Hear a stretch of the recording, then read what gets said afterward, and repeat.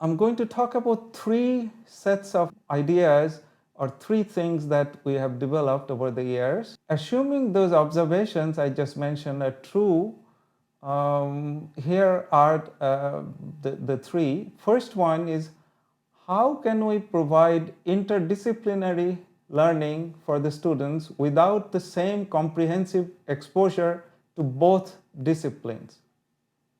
That's the first one. That's the one about food safety, and that's the one that can be for many different courses.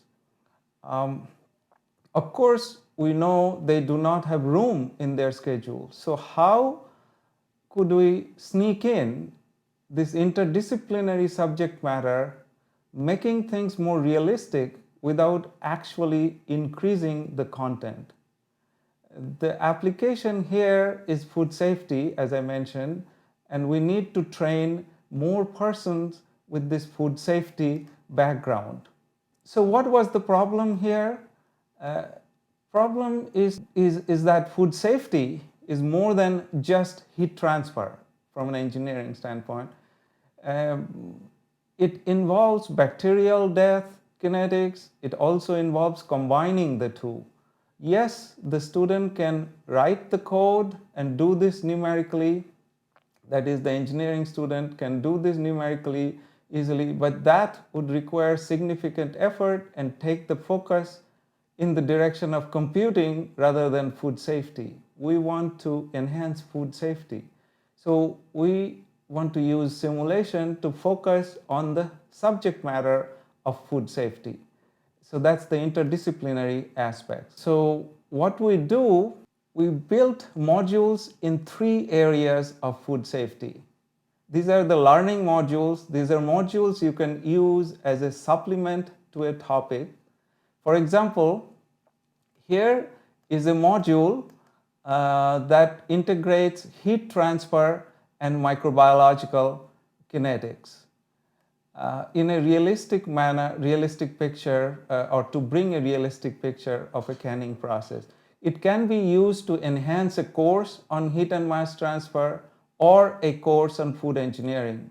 It can complement a canning laboratory by providing more what-if possibilities than can be physically achieved. So these learning modules are more than just simulation.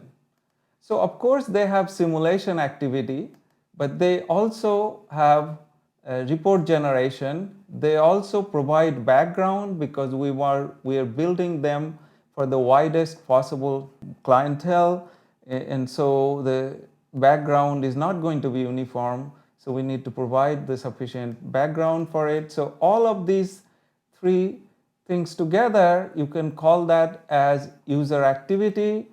And then we have to provide lesson summary, and then we have to assess. So there is pre-assessment and post-assessment.